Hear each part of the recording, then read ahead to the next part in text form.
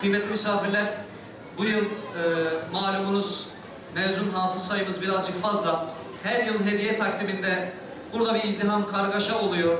Hafız Ahmet Çelik, Hafız Furkan Yılan, Hafız Mehmet Kiraz, Gaziantep İl Müftümüz Sayın Ahmet Çelik Hocam ve Şahin Bey Müftümüz.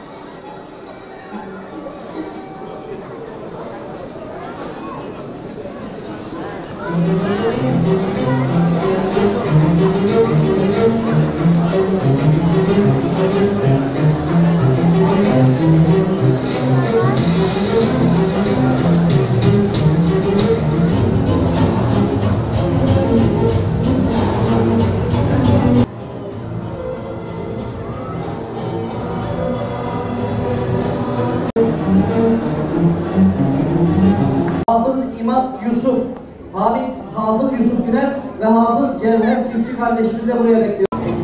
Kıymetli misafirlerin bir çanta kaybolmuş. Bulan varsa Allah razı olsun.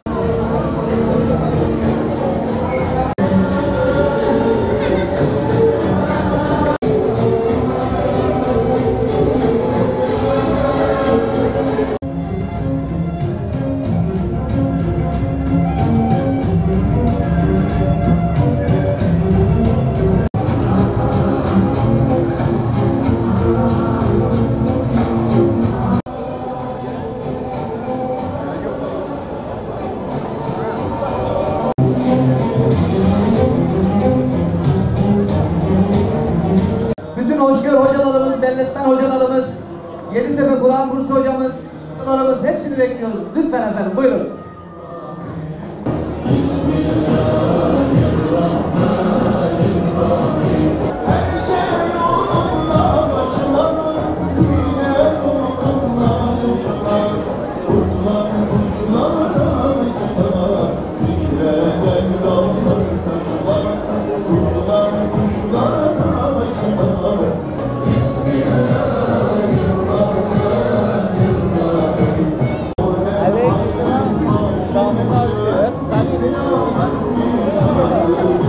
ببركة القرآن العظيم وبحرمة حبيبك ورسولك الكريم واعف عنا يا كريم واعف عنا ya Rahim.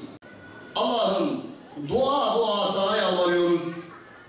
Senin affına, merhametine, lütfuna daha çok ihtiyaç duyduğumuz şu günlerde bizleri rahmetinden ve yardımından mahrum eyleme ya Rabbi.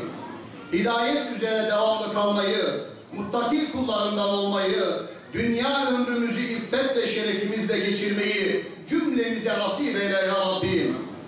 Allah'ım gazabından hoşnutluğuna, cezandan affına, ya Rabbel Alemin, dünyanın dört bir yanında mazlum ve mağdur olan, zulme uğrayan, kan ve gözyaşı içerisinde inim inim inleyen, ülkemizde, yurt içinde ve yurt dışında İslami hizmetlerini, Kur'an'ı faaliyetlerini devam ettiren, Diyanet Teşkilatımızın ve bütün hayır sahiplerinin hayırlarını ve hizmetlerini baki ve daim eyle ya Rabbi. Kazançlarını helalından bol kazançlar nasip eyle ya Rabbi.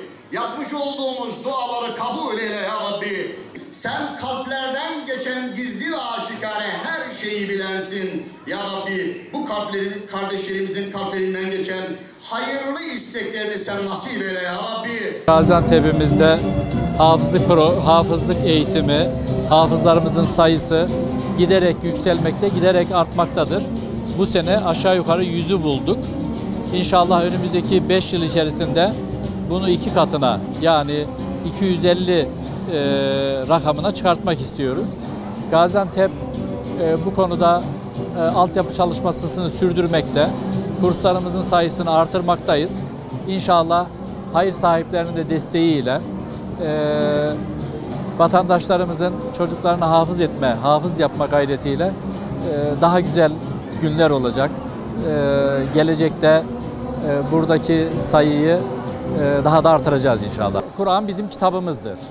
Sayın Ömer Kaplan, Sayın Fatih Büyükkonukçu, Kelamullah'tır. Sayın Mustafa Keçeci, Sayın Hüseyin Arslan ve Sayın dinimizin birinci kaynağı Kur'an'dır. Dinimizin birinci kaynağı Kur'an'dır.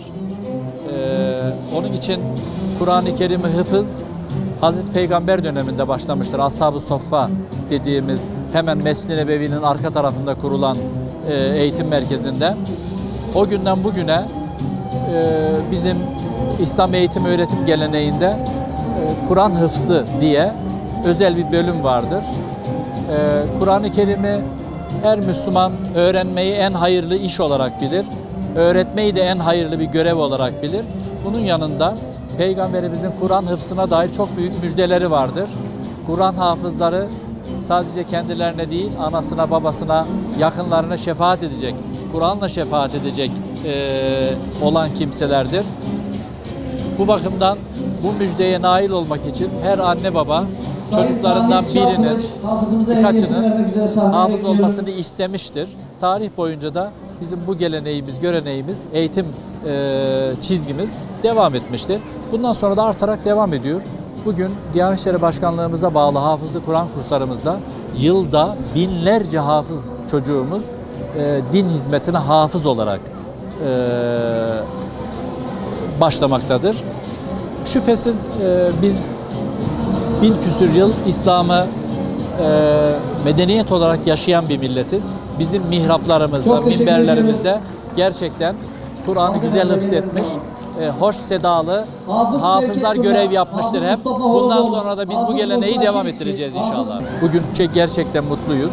Her yıl Mayıs ayının ilk haftasında, ilk pazarında bu hafızlık merasimini devam ettirmekteyiz. Gelenekselleşti adeta.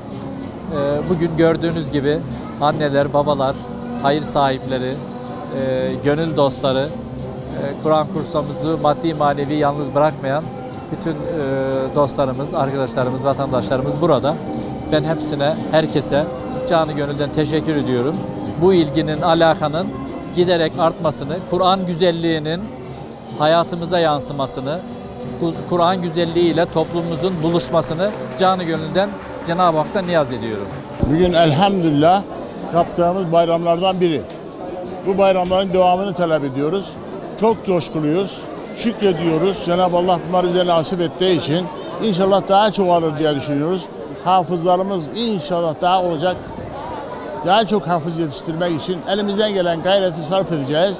Bu yolda neyimiz varsa sarf edeceğiz inşallah. Ne kadar enerjimiz varsa sarf edeceğiz. Allah'a, Mevlam'a şükredip dua edeceğiz ki böyle günleri tekrar bize göstersin. Bize bu günleri gösterdi. Son zamanımızda artık yaşlı bir zamanına girdik.